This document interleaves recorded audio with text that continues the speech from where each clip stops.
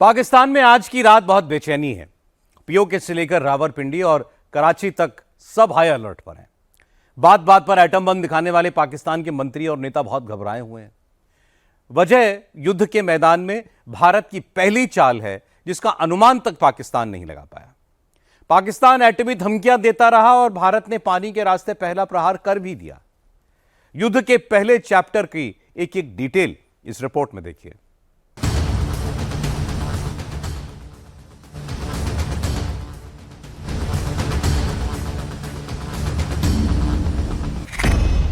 भारत ने ना मिसाइल चलाई ना बम, फिर क्यों बिलबिला उठा पाकिस्तान? पाकिस्तान में अचानक क्यों हो गई इमरजेंसी की घोषणा?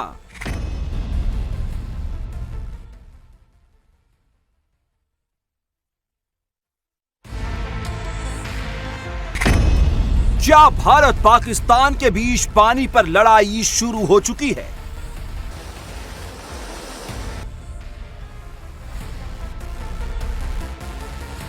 पहलगाम आतंकी हमले के बाद पाकिस्तान में दो शब्दों का बड़ा शोर है, जंग और पानी।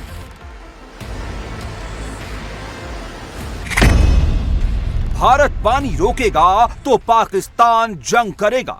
भारत पानी रोकेगा तो पाकिस्तान एटम बम चलाएगा।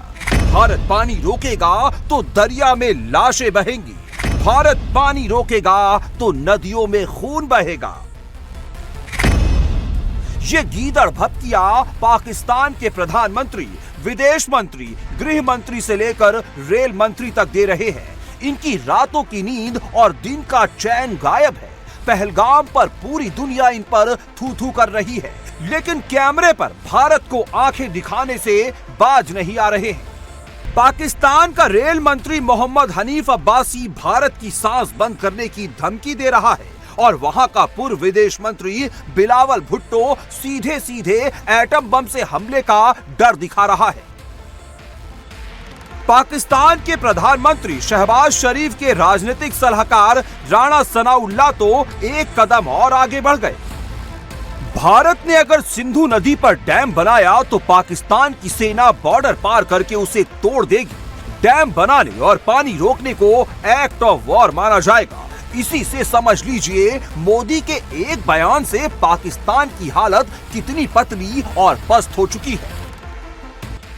सिंधु नदी पाकिस्तान की लाइफलाइन है। अगर भारत ने उसका पानी रोक दिया तो पाकिस्तान का दम निकल जाएगा। जंग की धमकी देने वाला पाकिस्तान भूख से तड़प तड़प कर मर जाएगा। पाकिस्तान की 90% खेती सिंधु नदी के पानी पर निर्भर है। पाकिस्तान की 4.7 करोड़ एकड़ खेती वाली जमीन को सिंचाई का पानी सिंधु नदी से मिलता है। पाकिस्तान की बदहाल इकोनॉमी में कृषि सेक्टर की हिस्सेदारी 23% है। पाकिस्तान का मंगल और Tarbela hydro power dam Sindhu नदी पर बना है। अगर भारत ने पानी रोक दिया तो आधे पाकिस्तान में अंधेरा छा जाएगा, कारखाने बंद हो जाएंगे। अगर ऐसा हुआ तो पाकिस्तान की आवाम सड़क पर आ जाएगी। इतना ही नहीं, पाकिस्तान के कई शहरों में सैकड़ों लोग प्यासे मर जाएंगे। सिंधु नदी एशिया की सबसे बड़ी नदियों में शुमार है, जो मानसरोवर के पास तिब्बत के पठार से निकलती है, डेमचौक और लेह के रास्ते भारत में प्रवेश करती है और फिर स्कार्दू होते हुए पीओके में आती है। 3610 किलोमीटर का सफर तय करके अरब सागर में मिल जाती है। सिंधु नदी के किनारे पाकिस्तान के कई बड़े शहर बसे हुए हैं। इनमें कराची, पेशावर, रावलपिंडी भी शामिल है। सोचिए, अगर भारत ने गर्मियों में सिंधु नदी का पानी रोक दिया और बारिश में अचानक छोड़ दिया तो क्या होगा? पाकिस्तान की ना सिर्फ खेती, वहां का शहरी जनजीवन भी तबाह हो जाएगा। इसलिए पाकिस्तानी सिंधु नदी का नाम सुनते ही जंग जंग चिल्लाने लगते हैं। पहलगाम टेरर अटैक के बाद भारत ने जो सिंधु स्ट्राइक पाकिस्तान पर की है, वो समझौता क्या है? 65 साल पहले 1960 में भारत पाकिस्तान के बीच सिंधु जल समझौता हुआ। सिंधु नदी बेसिन पर बहने वाली 6 नदियों को पूर्वी और पश्चिमी हिस्से में बांटा गया। पश्चिमी हिस्से की 3 नदियों सिंधु, झेलम और चिनाब का हक पाकिस्तान को दिया गया। पूर्वी हिस्से की 3 नदियां रावी, व्यास और सतलुज के पानी का अधिकार भारत को मिला। समझौते के मुताबिक भारत सिंधु, चिनाब और झेलम का 20% पानी रोक सकता है। सिंधु नदी समझौता अभी सस्पेंड है। अगर भारत इसे रद्द कर देता है तो इस सिस्टम का पूरा पानी भारत इस्तेमाल कर सकता है। ज्यादा से ज्यादा हाइड्रो पावर प्रोजेक्ट और डैम का निर्माण कर सकता है।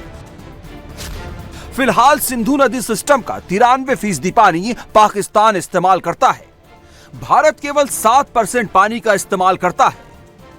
भारत सिंधु की सहायक नदी चिनाब पर 3 बड़े प्रोजेक्ट बना रहा है। रातले हाइड्रो प्रोजेक्ट जिसकी क्षमता 850 मेगावाट है और डैम की क्षमता 78.71 मिलियन क्यूबिक मीटर है। कारू हाइड्रो प्रोजेक्ट की क्षमता 624 मेगावाट, सवालकोट की क्षमता 1856 मेगावाट है। झेलम नदी पर भारत किशन गंगा प्रोजेक्ट बना रहा है जिसकी क्षमता 18.35 मिलियन क्यूबिक मीटर है।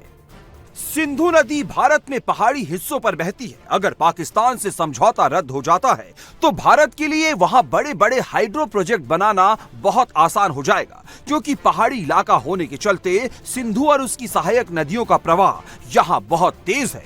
अभी पाकिस्तान इन नदियों पर हाइड्रो प्रोजेक्ट लगाने का विरोध करता है। सिंधु नदी जल समझौता रद्द होने से पाकिस्तान में एक और बड़ा संकट आ सकता है। अभी समझौते के मुताबिक दोनों देश नदी में जल प्रवाह का डेटा, पानी छोड़ने की अग्रिम सूचना शेयर करते हैं। समझौता रद्द होने पर भारत कभी भी सिंधु और उसकी सहायक नदियों में बिना सूचना दिए पानी छोड़ सकता है। ऐसे में पाकिस्तान में बाढ़ आ जाएगी। मोदी के इस मास्टर स्ट्रोक से पाकिस्तान बाढ़ में डूबेगा और सूखे से मरेगा। इसलिए पाकिस्तान बहुत बेचैन है। इसका पहला इंपैक्ट अभी से दिखने लगा है। पीओके में झेलम नदी का पानी 8 से 10 फीट बढ़ गया है। पाकिस्तान में कई जगहों पर बाढ़ का अलर्ट जारी किया गया है। शहबाज शरीफ ने पूरे पाकिस्तान की मीडिया को इस प्रोपेगेंडा में लगा दिया है। हकीकत क्या है? अभी ना तो कश्मीर के पहाड़ों में भारी बारिश हुई है, ना ही वहाँ इतनी बर्फ पिघली है कि अचानक पानी बढ़ जाए। एक तरफ पाकिस्तान दुनिया के सामने रो रहा है कि वहाँ बाढ़ आ गई, तो दूसरी तरफ पाकिस्तान के गृह राज्य मंत्री तलाल चौधरी से पाकिस्तान की जीत बता रहे हैं। मोदी के एक तीर से पाकिस्तान इस कदर कंफ्यूज हो गया है कि वो समझ नहीं पा रहा है कि झेलम में पानी बढ़ने का जश्न मनाए या बाढ़ आने का नैरेटिव बनाकर दुनिया में विक्टिम कार्ड खेले। मोदी की पहली वाटर स्ट्राइक पर ही पाकिस्तान बौखलाया हुआ है, क्योंकि पाकिस्तान जानता है कि मोदी जो कहते हैं वो करते हैं। पहलगाम का बदला लेने के लिए पाकिस्तान का पानी बंद करने की बात मोदी ने कह दी है तो भारत पीछे नहीं हटने वाला। पाकिस्तान की गीदड़ भपकियों से भारत को कोई फर्क नहीं पड़ने वाला। लाल भुट्टो ने धमकी दी है भारत को, जिस तरीके से जल को रोका। अरे ऐसे कोई धमकी तो थोड़ा डरते हैं हम। आज पाकिस्तान को पानी रोकने से ही जैसे युद्ध छिड़ गया ऐसी परिस्थिति है। अगर भारत सिंधु और उसकी सहायक नदियों का पानी पंजाब के हरिके डैम तक ले आता है तो इसे इंदिरा गांधी कैनाल के जरिए हरियाणा और राजस्थान तक लाया जा सकता है। इसका भारत के कृषि उत्पादन पर बहुत फायदा होगा और पाकिस्तान की हालत पस्त हो जाएगी।